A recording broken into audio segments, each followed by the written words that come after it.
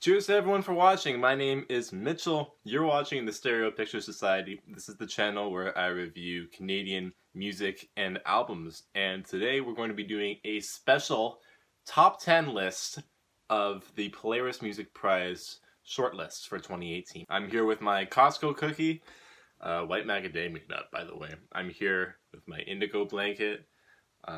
Yeah, everything is all set. We're going to do a top 10 list. The Polaris Music Prize is an award given out to the best Canadian albums of the year. On this night, a curated jury of independent music bloggers and radio hosts, entertainment officials are selected to pick 1 out of 10 albums for the prize. And the album must be released from June 1st of the last year to May 31st of the current year. I believe there are around 24 albums up for the long list of the prize. It was announced right after May, and the shortlist for the prize was announced, I believe, in July. And of that shortlist, I'm going to be giving my rankings as to who I think will win and the order of how I enjoyed the albums. First, I'm going to be giving some honorable mentions to albums that I really enjoyed from the long list, but didn't make it to the shortlist. I'm looking at Yamataka Sonic Titan's Dirt, which is a prog rock album. The band is from Toronto and Montreal, and they included some interesting Japanese kabuki theater. They also took influence from First Nations culture and theater into making this as well. Next, I want to be giving a shout out to the Barr brothers for their album Queens of the Breakers. The Barr brothers are from Montreal. This is a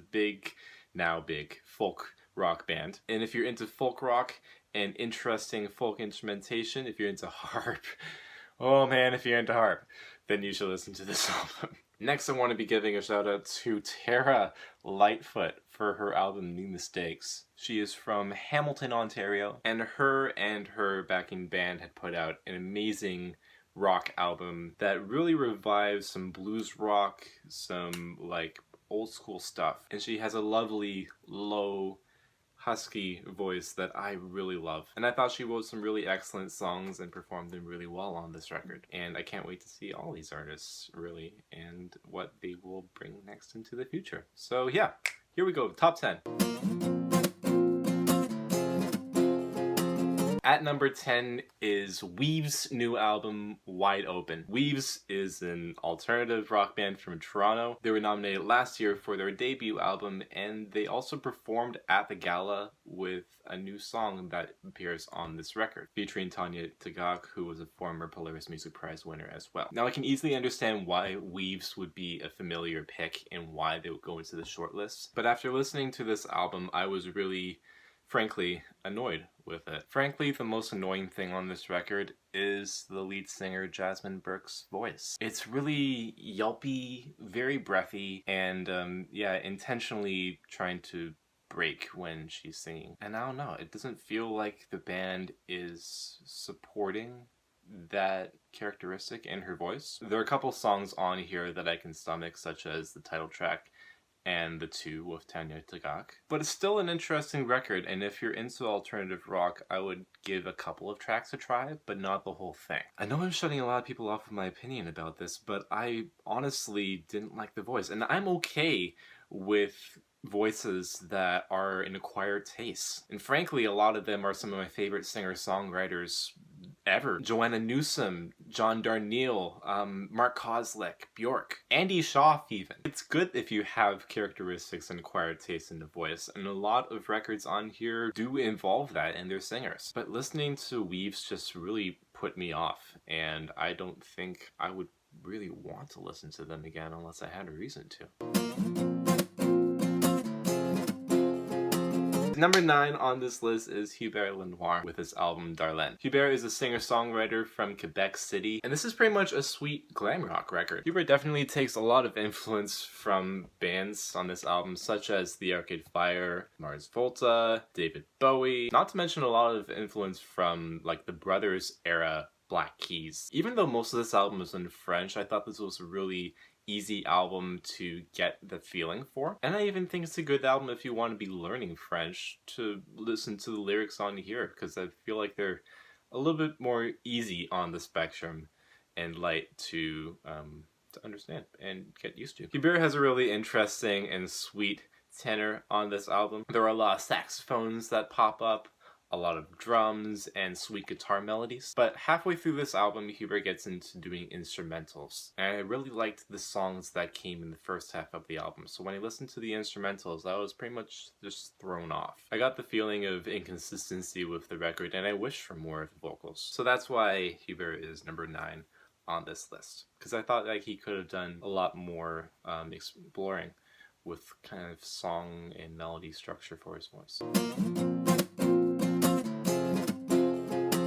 At number 8, we have the indie band Alvvays with their album Antisocialites that was released last year. Alvvays was shortlisted for the prize in 2016 with their debut album, and they're back with an exciting, intricate dream pop album. There's a lot of sweet songs on here if you're an indie kid and just into really high and sweet guitars, some pads and keyboards, just the standard production of indie rock, then this is totally the album for you, because this is really great. This is really a benchmark of what indie rock has come to for most bands now, and I really enjoyed the album. I thought the production was good. I just don't have too much to say about it, to be honest. It's just decent and good and solid and just well done. At number 7 on the list, we have a singer-songwriter duo named Partner. In Search of Lost Time is the album's title. This is the debut album from Lucy Niles and Jose Karen?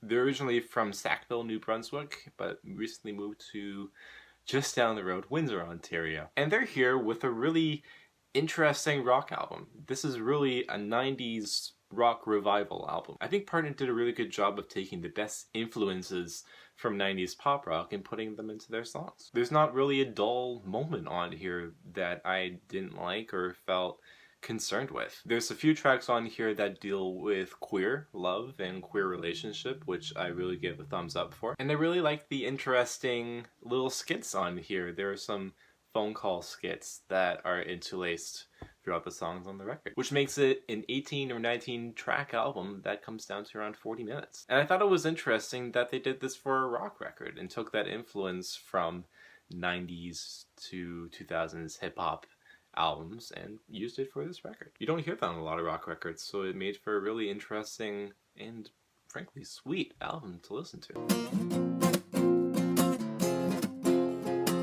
At number 6 on this list, we have Jean-Michel Blais' new album, Dans ma main. Jean-Michel is from Montreal. He's a pianist and composer, and this is his second album. And he comes through with a very intimate and impressionist set of songs. These songs really flow into one another and are different enough in structure and in instrumentation for it to be a very interesting instrumental album. A lot of these songs are kind of in a song format as far as you can expect a melody to latch onto when you listen to them. It's nothing too abstract or minimalist as far as listening to classical music goes. Midway through the album, Jean-Michel gets into some electric pianos and gets into musique électronique, some granular synthesis from just synthesizers that create some interesting textures for the album, ending with a French chanson, a song, just to finish off the album.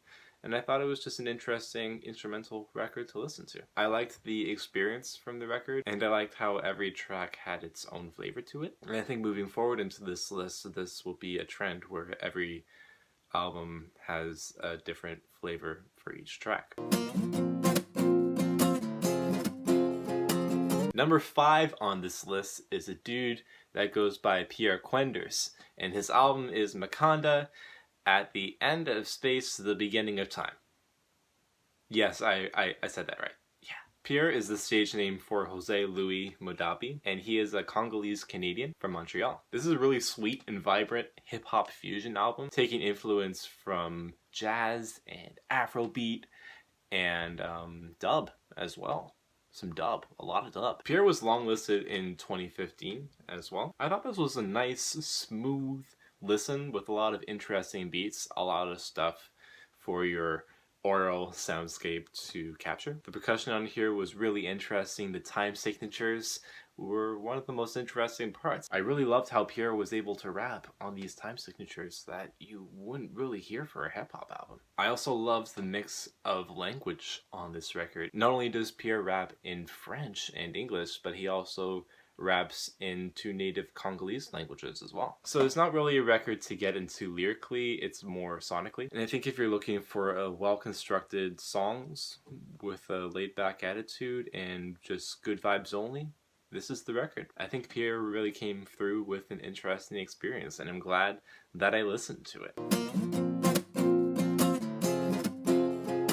My fourth pick is US Girls in the poem Unlimited. US Girls is a solo singer-songwriter project by an American-Canadian woman named Meg Remy. Meg was originally based in Chicago. She's been living in Toronto for the last several years. She was shortlisted for the Polaris Music Prize in 2016. This is a really interesting record that can only be described as just tight. I really don't want to be describing this record as lo-fi, but this album's production has a boxed kind of quality to it that I think is neat and interesting. But that being said, the performances of all the instruments here, especially Meg's vocals, are really solid, really well put together. Meg has a certain vibrato that she uses in her voice and melodies for this album, and when she's layering her vocals, which happens often throughout it, it's succinct.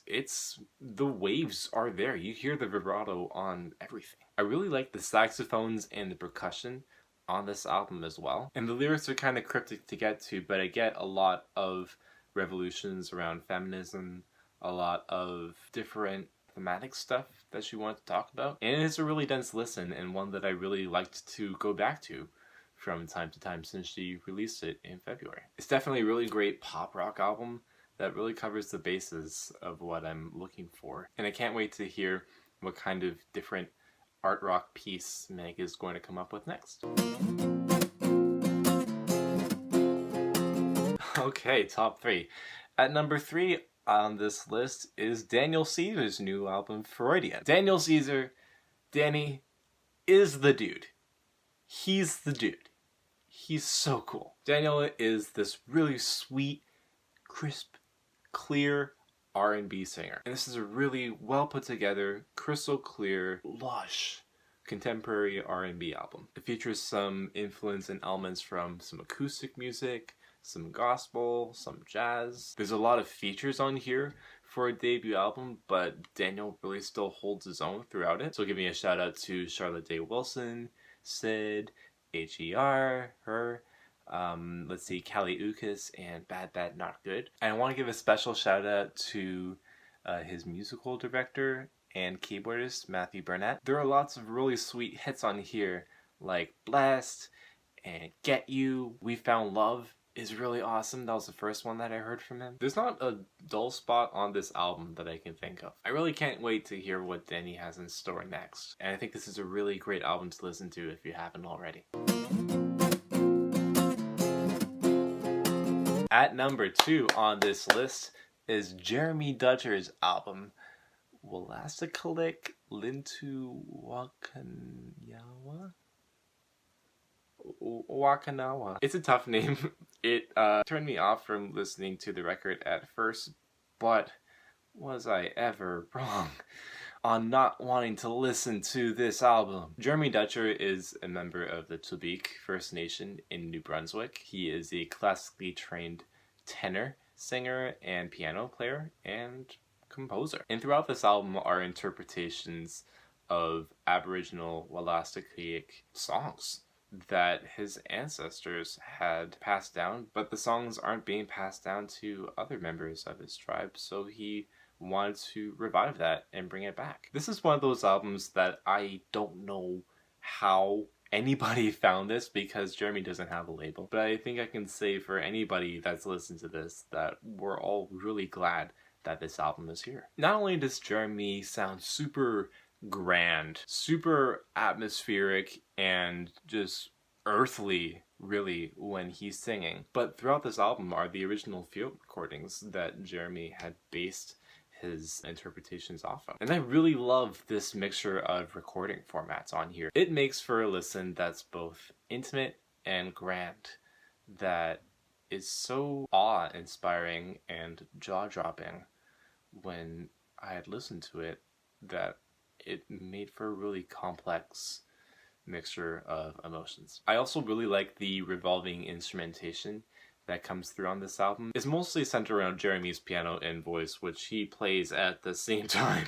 What classical singer sings and plays an instrument at the same time? God! I'm not sure what Jeremy is going to be putting out next, and this definitely isn't the most approachable record to listen to, but if you are a fan of classical music, listen to this record, because in my personal opinion, this is the kind of evolution that classical music needs. This is the kind of kick in the butt that players need. To be crafting their own arrangements of previous material is an understated thing, and Jeremy comes off with a brilliant and intense listen that is arguably the most beautiful record on this list. And now, the number one album.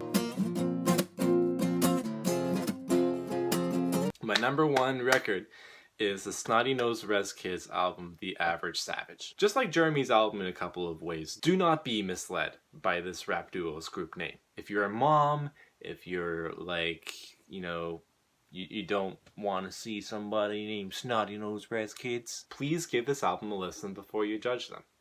The duo is by two First Nations rappers named Young Tribes and Young D. They're from the Kilimat village in southwest BC. Now listen, if Outkast had made an album in 2018 and were basing it off of a First Nations reserve, this would be that album. If Kendrick Lamar was from a First Nations reserve and wanted to release Good Kid, Mad City, this would be that album. This album features really introspective looks at the struggles that go on in First Nation reserves. Things such as death and drug addiction, racism, and just environmental problems. A lot of bars on here have to deal with family and the thought of losing loved ones. This album also brings back in full form the element of skits on hip-hop albums. Right from the get-go, we get skits of First Nations people being viewed as the Indian in this 1930s to 40s radio narrator voice. And not to mention, just like the straight down awesome bars on this album. There are amazing beats on this record, my favorite being from KK Canada. I love how the flavors in the production are matching just the really exciting and off-the-wall flows and performances from Young Tribes and Young D. This is a really easy record to get into. The flows are super clear, super nice. If you're into listening to some conscious hip-hop and really looking for poetry in your music, this is the album for you. I can't believe the amount of writing that went into this album just from the two of them, because there's a lot to take in, and just loved how consistent and how much of a high I got off of listening to this album. I was dancing, I was just nodding my head the entire way through. It was glorious. So I don't know yet if I want to be doing a full review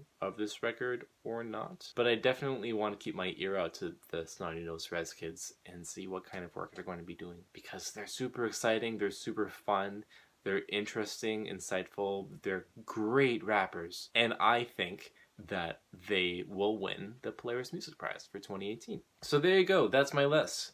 Thank you so much for watching this video. Thanks for listening to my opinions. If you liked what you had to hear, and if you want to hear more from me and hear me talk and play with my face and hair as I do in most videos, you can subscribe. You can subscribe. You can subscribe to my channel. And you can like the video too. You can share it with all of your music friends, everybody that you think would enjoy one of these albums. If you want to listen to more reviews, please check out my channel. And please also check out the albums that I listed in this video, even the honorable mentions. And yeah, I will see you in the next video. Thanks again for watching. Bye.